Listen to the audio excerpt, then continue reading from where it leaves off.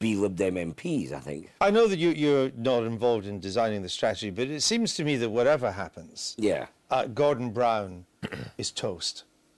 Well, that your party couldn't be... If he comes last in the popular vote but still has the most seats, you cannot bail him out. You'd have to go, wouldn't you? Well, I think the Labour Party will probably come to that conclusion if they haven't done so already. Well, there are elements in the Labour Party who have come to that conclusion. Indeed. And yet again, we're going to see David Miliband as the Bonnie Prince across the water. But if this was the choice, if Nick Clegg and his senior colleagues went to the Labour Party and say, we will sustain Labour in government, but frankly, we cannot sustain Gordon Brown because he has been clearly personally rejected by the country. So give us Alan Johnson, say, as Prime Minister, with a long record of being interested in electoral reform. Would the Labour Party, in order to stay in power, make that sacrifice of its leader? Well, first of all, as I've said on this programme for 6 straight years, there is no mechanism to remove a Labour leader who does not want to go. And my money is on Gordon having to be, you know, taken out of number 10 in Australia. May I just remind you? It doesn't need to be the leader of the Labour Party. The Queen can call for anybody. Yes. Let me ask you this to come on a bit to the Labour campaign, because no one's talking about it, so I want to talk about it. Is your party really aware that you're third in the polls at the moment? Well, if you talk to colleagues, I mean, I've been hunkered down where I've been hunkered down, but if you talk to colleagues, in some parts of the country, it still is a straight Labour-Tory fight, some parts of Lancashire and so on. And they're saying they don't see a Clegg effect. The Clegg effect is not actually uniform across the country, that's my sense. And so... Well, that's even worse. Is it dawning on you that actually you could come third in terms of the popular vote? That assumes that the polls are going to play out evenly across the country, and they won't. Well, I'm as struck as you, Andrew, unless everybody in the Labour Party is putting a very brave face on this, and privately they're in absolute agonies about it.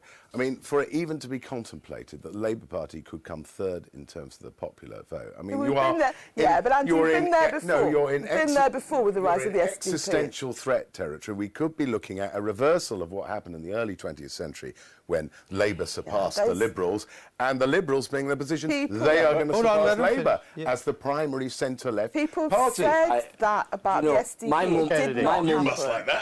My moment of the week has come now. I have been uncharacteristically quiet and timid.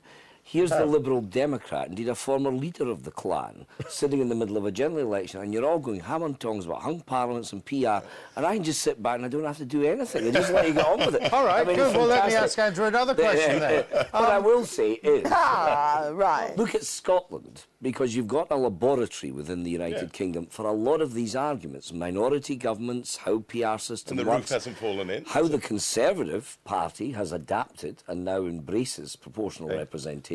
All these things can happen. All right, let me ask you this, Andrew Rawnsley. Peter Mandelson is running this Labour campaign, as I understand it.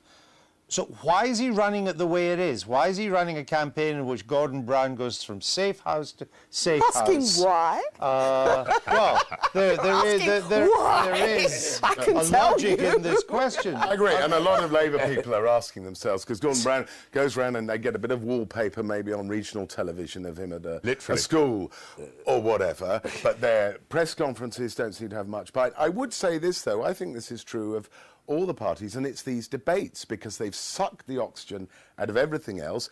So we have the lead up to the debate, then we have the debate, then we have about 72 hours of debating what happened at the debate, and then it's time for the next debate. As a result, all the other things of campaigning we've got used to in past elections, nobody's paying much attention. So is Mr. Mandelson, I call him Mr. Hanging out to dry? Mr. Brown? Being hung out? I'm afraid some of us think they are. But I would add, though, that Gordon Brown is not the only person, you know, walled up in a safe house. George Osborne, although he was on your show. He was let out. He was let out for you, but... He was then taken away again. People were comparing something wrong with his hair, but I think that's what happens when you wear a top hat. Below the belt. Andrew Rawnsley, thank you for being with us. Now, believe it or not, tomorrow is St. George's Day. I think we told you that earlier, but you were probably asleep like